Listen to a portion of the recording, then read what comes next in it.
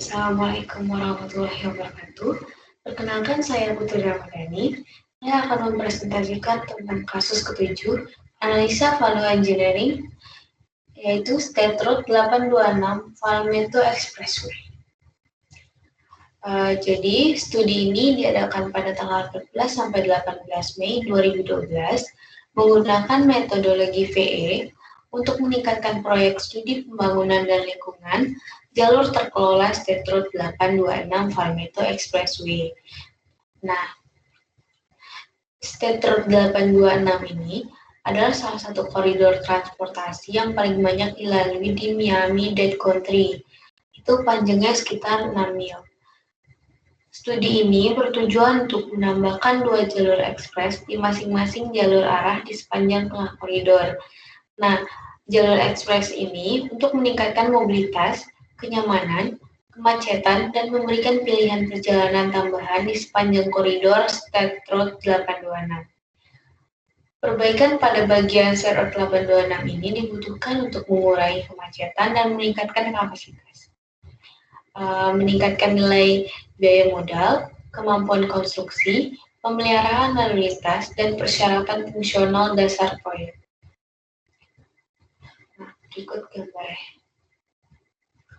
Selanjutnya, metode rekayasa nilai.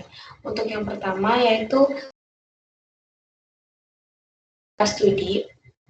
Untuk upaya VE terdiri dari penjadwalan peserta studi dan tugas, ulasan dokumen, pengumpulan informasi latar belakang yang diperlukan pada proyek, dan penyusun data proyek ke dalam modal biaya.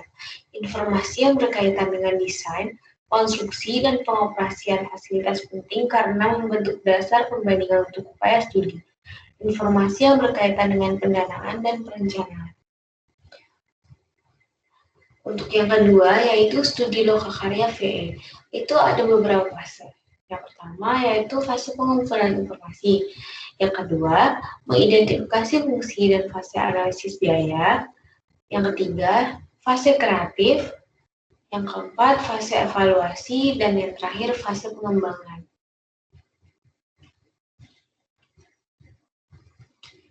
Selanjutnya, yaitu pasca studi. Yang pertama, pasca studi itu terdiri dari 2 fase. Yang pertama, fase presentasi dan pelaporan. Nah, ini dimulai dengan menyajikan ide-ide pada terakhir studi VE. Tim VE menyaring ide-ide VE sebelum salinan draft laporan disiapkan. Nah, ini disusun dalam urutan yang ditujukan untuk memfasilitasi referensi silang ke rekomendasi akhir untuk revisi dokumen kontrak. Yang kedua, laporan akhir. Penerimaan atau penolakan ide yang dijelaskan dalam laporan ini tunduk pada peninjauan dan persetujuan FBOT. Tim VE bersedia untuk mengatasi komentar laporan draft akhir untuk dimasukkan ke dalam laporan akhir. Selanjutnya, fungsi, tujuan, dan sasaran proyek.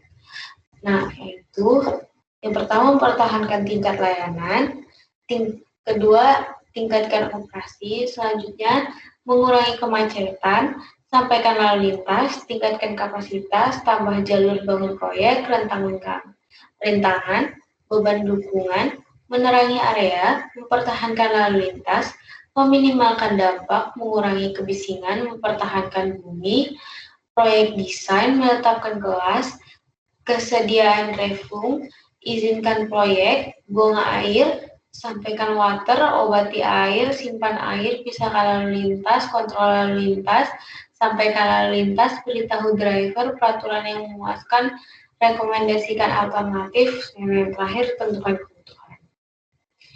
Kebijakan dan arahan proyek.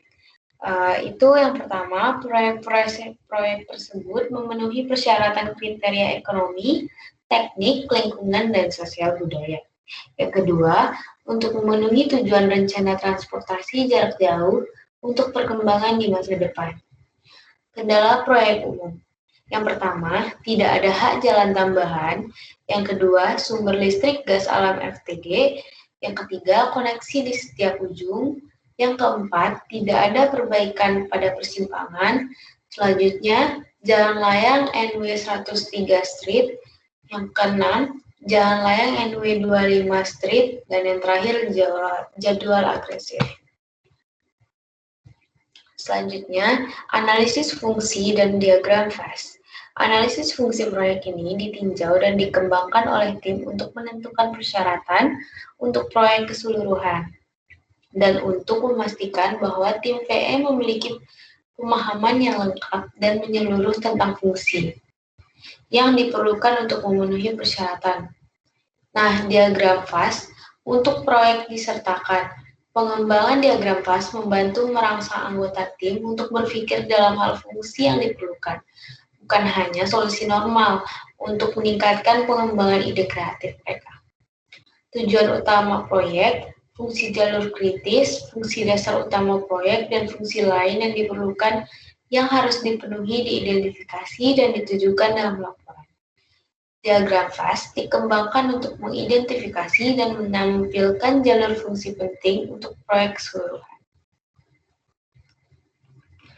Evaluasi proyek.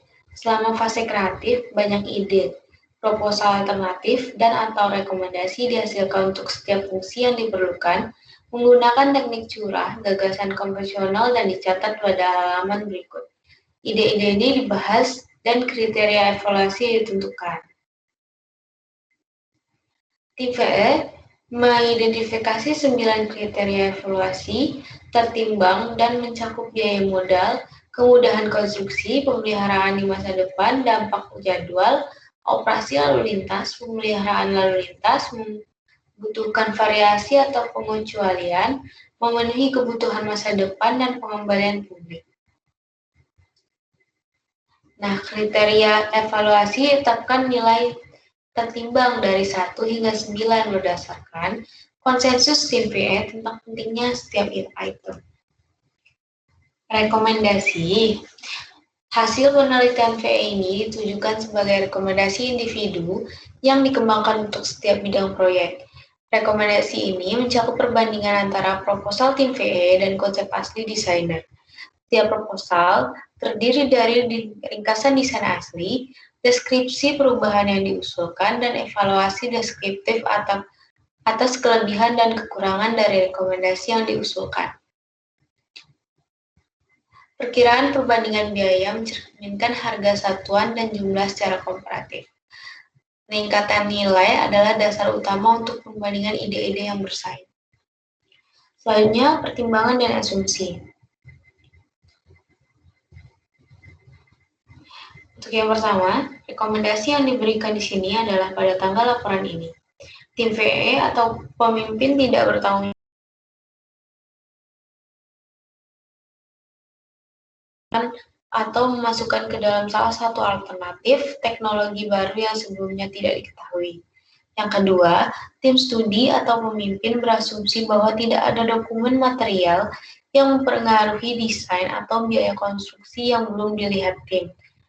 Keberadaan dokumen tersebut tentu akan mengubah alternatif yang terkandung di sini.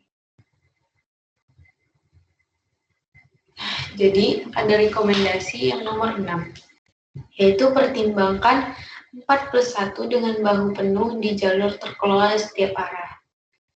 Nah, ini menunjukkan 2 jalur terkelola 11 dan 4 jalur penggunaan umum 11 FT dengan median lebar variabel mulai dari 12.